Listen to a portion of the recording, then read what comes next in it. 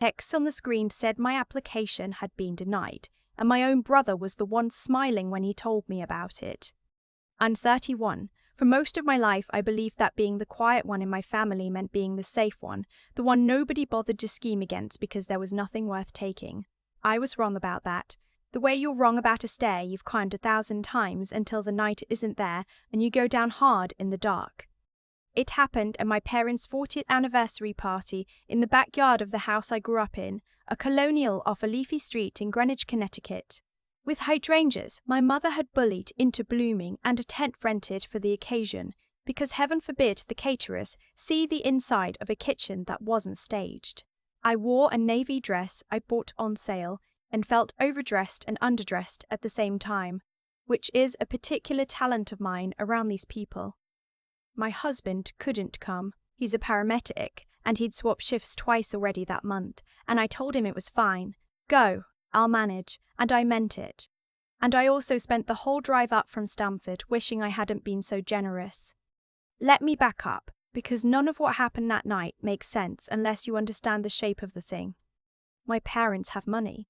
Not movie money, but the kind that compounds quietly across generations and lets a person mistake good fortune for good character. My father ran a regional insurance brokerage he inherited from his father, and my mother has never worked a day she'd admit to, and between them, they raised 2 children with very different reputations.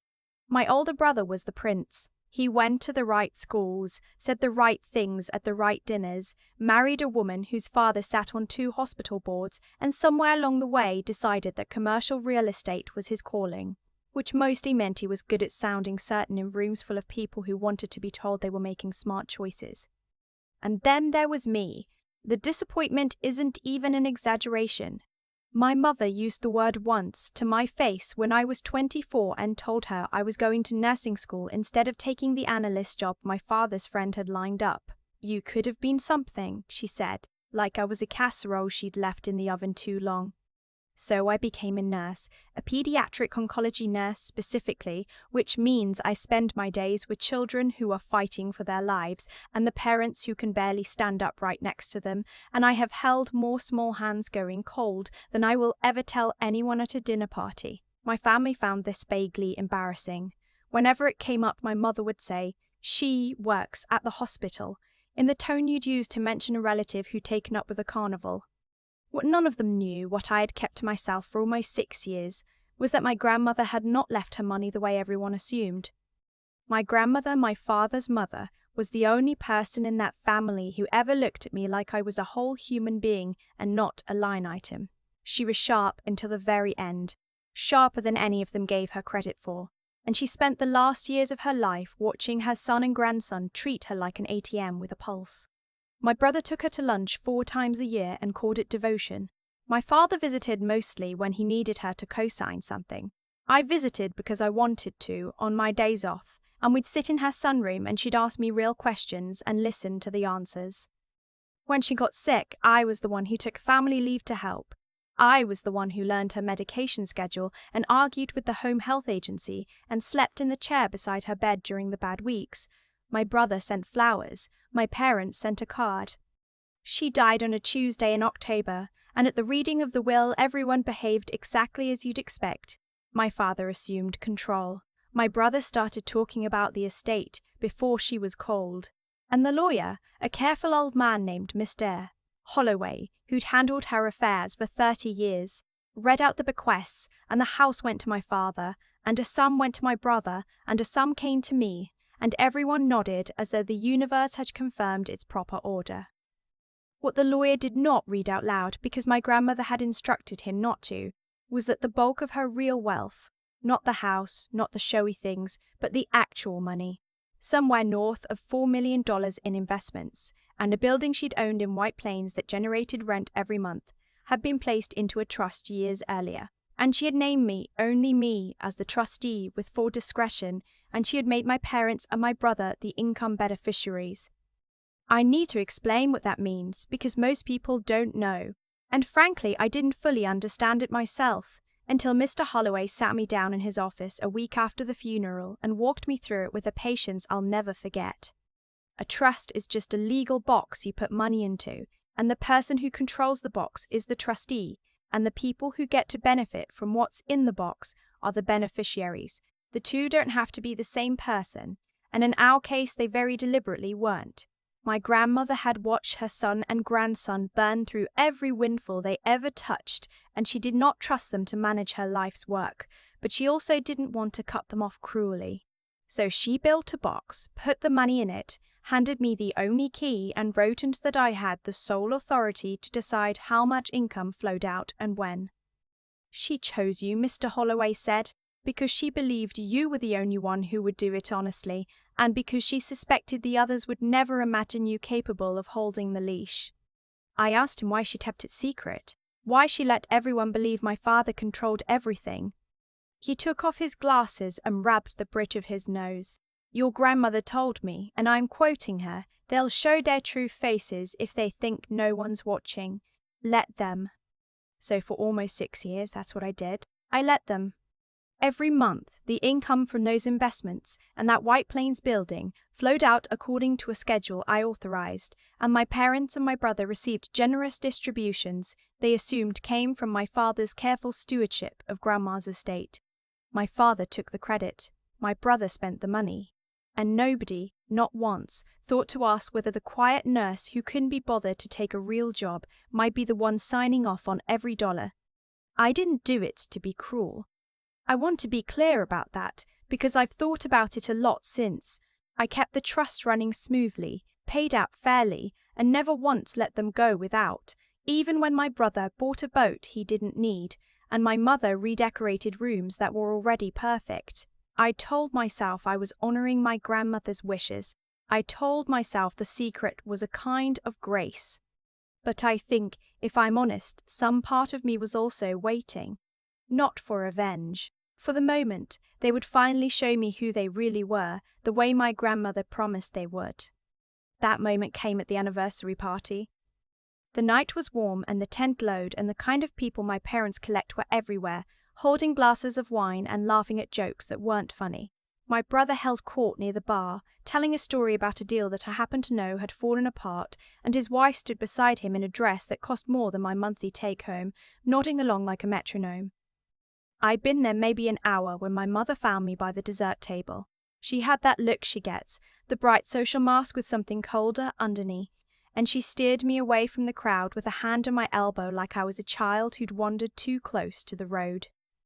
"We need to talk to you," she said, "your father and I, and your brother."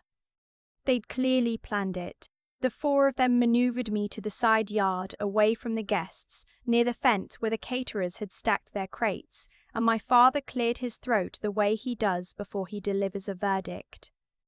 "We've been talking," he said, "about the trust, about the distributions." My stomach didn't drop. That's the strange thing. I'd half expected this for years. "What about them?" I said. My brother stepped in, because of course he did. He'd always been the closer in the family, the one who said the hard thing while my father held the dignified silence. "We're consolidating," he said. "Dad's getting older. The estate needs to be managed by someone who actually understands money. And frankly, it's gotten awkward, you being involved at all when you're, you know." He gestured vaguely at me, at the navy dress, at the whole unimpressive fact of my existence, wiping noses for a living. My mother had the decency to wince at that, but she didn't disagree. "We've spoken to a lawyer," my father went on, "about transferring trustee authority to your brother. It's cleaner. You'll still get your share, of course. We're not unreasonable. But it's time you stepped aside and let the adults handle this." And then my mother delivered the line I'll remember for the rest of my life, the one that finally severed something in me that had been fraying for 30 years. "You've ridden Grandma's coattails long enough," she said. "We're not your bank anymore. Sign the papers, take your portion, and stop pretending you belong at this level." I want you to understand that I did not raise my voice. I have never been a yeller. The children I take care of need calm hands, and somewhere over the years, calm became the deepest part of me. So I just stood there in the side yard with the party humming behind us and the smell of someone's cigar drifting over the fence, and I let the silence stretch until my brother got that twitchy, impatient look he gets when he isn't being immediately obeyed. "Well," he said, "are you going to be reasonable about this or not?" "Can I see the papers?" I asked. My father actually smiled. He thought I was folding.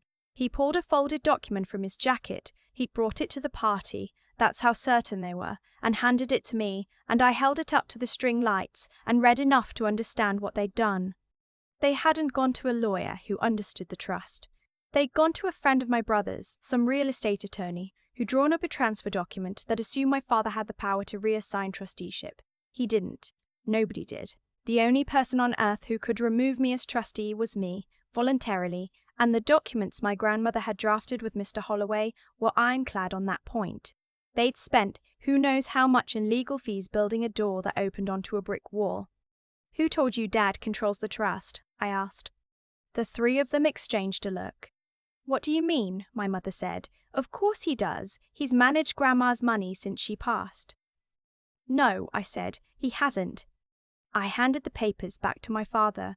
My hand was steady. I'd waited 6 years to be sure it would be. "Grandma left everything in a trust," I said. "The investments, the building in White Plains, all of it. And she named one trustee. Sole discretion. Full control over every distribution any of you have received since the day she died." I looked at my brother, at his expensive watch and his certain face. "It was me. It's been me the whole time. Every check you've cashed, every distribution you've spent, every dollar you thought came from Dad, it came from me, because I authorized it." The look on my father's face is hard to describe. It was the look of a man feeling the floor tilt under a house he's lived in his whole life. "That's not possible," he said. "Holloway never said." "Holloway did exactly what Grandma told him to do," I said, "which was to let you all believe whatever you wanted. She had a theory about you. About all of you. She said you'd show your true faces if you thought no one was watching." I felt my throat tighten, just slightly, the only crack in the calm. "Congratulations, you finally did." My brother recovered first. He always does. It's his gift, the bluster. "Even if that's true, it doesn't matter," he said. "We'll contest it. We'll contest it. We'll get a real lawyer. We'll—" "You're welcome to," I said. "Mr. Holloway has handled 3 trustee disputes in his career and won all of them. The document is clean. Grandma wasn't a sentimental woman, but she was thorough." I paused. "And here's the part you should think about before you spend more money on lawyers. As trustee, I decide the distributions. All of them. I've been generous for 6 years. I could choose not to be." That landed. I watched it land on each of them in turn. My mother got there first, because for all her cruelty, she was never stupid. The redecorating, the club memberships, the lifestyle she and my father had maintained, none of it ran on my father's brokerage, which had been limping for years. It ran on the trust. On me. "The house," she said faintly. "The taxes on the house." "The house is yours," I said. "Grandma left it to Dad outright, but the property taxes on a place like this run, what, 40,000 a year? And the upkeep, the staff, the cars, that's all been coming out of the distributions, from the trust, from the box I control. I let that sit. I've never once held it back, not when you were rude to me at Christmas, not when you skipped my wedding because it conflicted with a charity gala. I kept the money flowing because Grandma asked me to take care of you, even though none of you ever took care of me." My brother's face had gone a strange grey colour. His wife had drifted closer to the fence, no longer pretending not to listen, and I could see the math happening behind her eyes, the recalculation of which sibling had actually married up. "So here's what's going to happen," I said, and my voice stayed level, and that levelness frightened them more than any amount of shouting could have. "You're going to tear up that document. You're going to stop spending money on lawyers who told you something that isn't true. And you're going to think very carefully, all of you, about how you've treated the person who has quietly kept your entire life afloat for 6 years." I should have stopped there. It would have been clean. But then my brother, who has never in his life known when he's beaten, said the thing that took the whole night past the point of repair. "You wouldn't dare cut us off," he said. "You don't have the spine. You're a nurse, for God's sake. You hold sick kids' hands and cry in your car. You're not a person who makes hard decisions." And something in me, the thing my grandmother saw and they never did, went very quiet and very clear. "I make the hardest decision a person can make," I said. Every single week. I sit with families when there's nothing left to do but be there. I tell parents things no one should ever have to hear. I have washed and dressed the bodies of children, and then I have gone to the next room and smiled for a kid who needs to believe everything's going to be okay.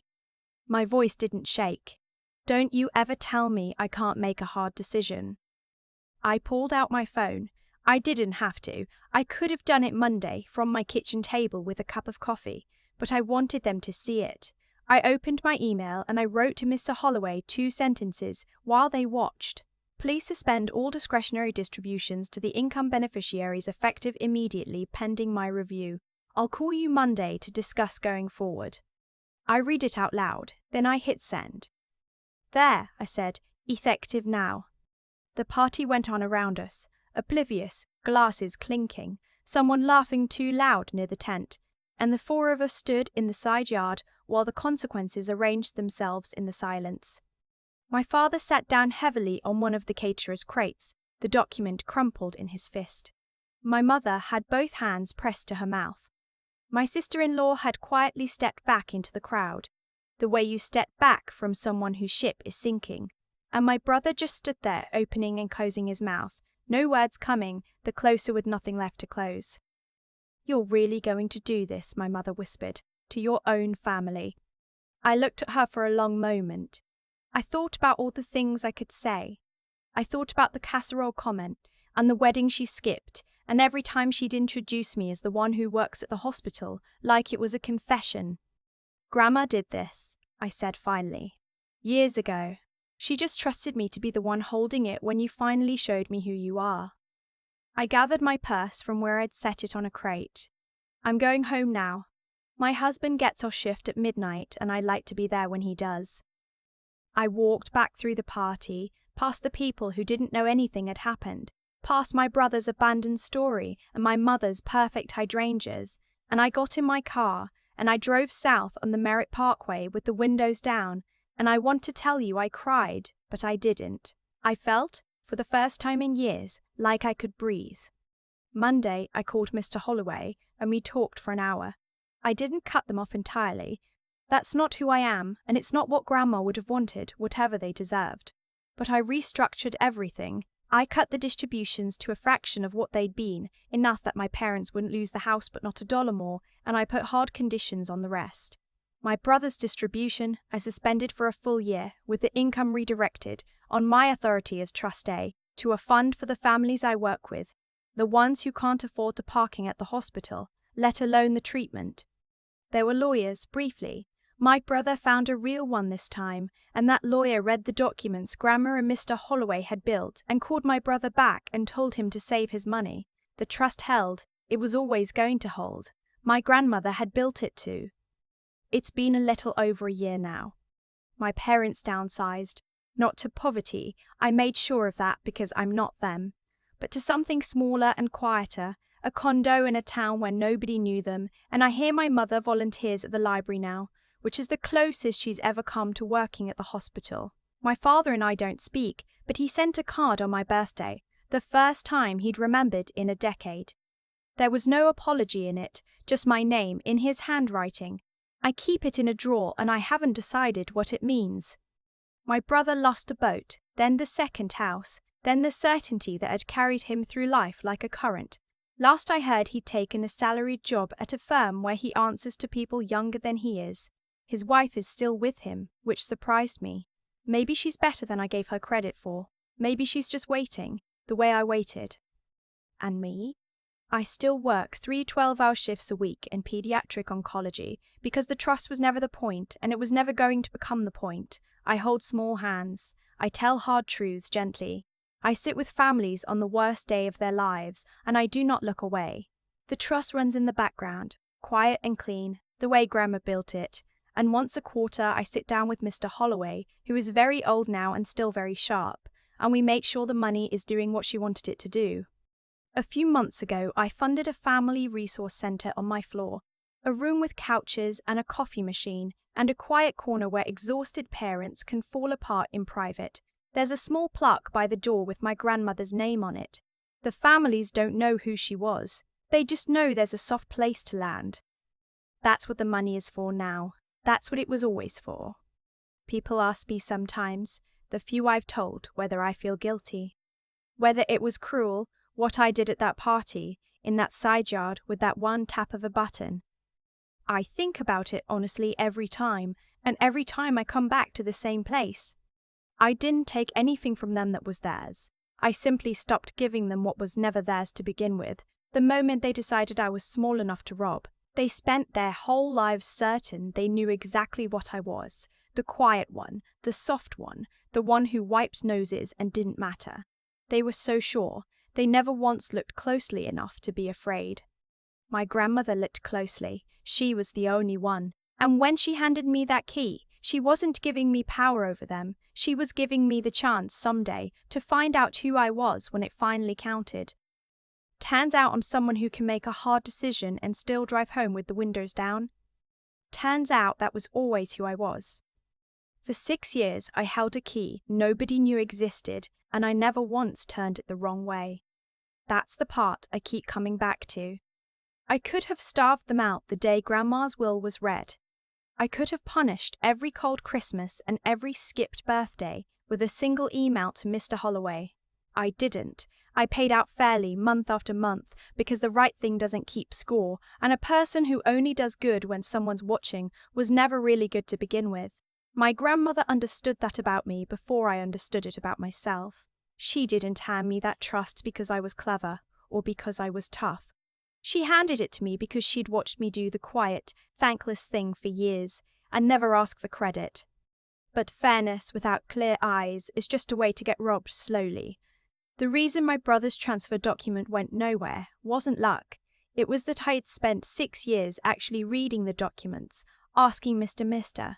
Holloway questions, learning how a trust works, while everyone assumed the nurse couldn't follow money. They mistook my silence for ignorance, and that mistake cost them everything. When you understand a thing other people only pretend to understand, you don't have to raise your voice. You just have to know where you stand and refuse to be told otherwise. And then there's the part that has nothing to do with money. My mother thought a woman who wipes noses and cries in her car couldn't make a hard choice. She had it exactly backward. The strength to send that email came from the same place as the strength to sit with a family on the worst night of their lives and not look away. You don't build that kind of steadiness at anniversary parties. You build it on the hard days, the ones nobody claps for, the ones that hollow you out and somehow leave you stronger than before. So if you take anything from what happened in that side yard, let it be this. Be the person who does right when no one's checking, because that's the only version of right that lasts. Learn the things you're told you're too small to learn, because the world will happily keep you in the dark if you let it. And carry your hard days like training, not damage, because one afternoon you'll need every ounce of what they taught you, and you'll be glad you didn't waste the lesson. They were so sure they knew what I was. They never looked closely enough to be afraid. I drove home that night with the windows down, and I wasn't angry, and I wasn't even sad. I was simply, finally, exactly the size I'd always been. They just couldn't see it until the lights came on.